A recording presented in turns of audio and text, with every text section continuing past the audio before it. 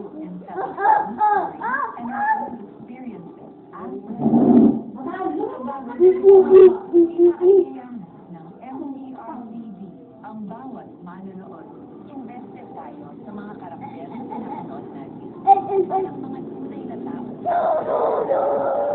Bakit ba pula ang araw?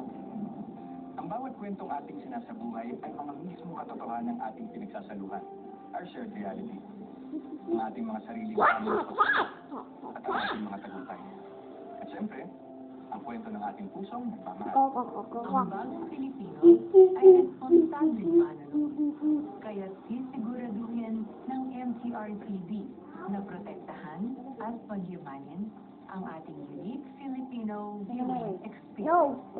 Kasama ang pribadong sektor, kaisa ninyo ko, ang aking pamilya, at ang ating pamahalaan sa pagtangkilik sa mga pelikulang Pilipino at mga programang sa telebisyon. Dahil ang bagong Pilipino ay pinagmamalaki ang kwentong Pilipino. Bagong Pilipino.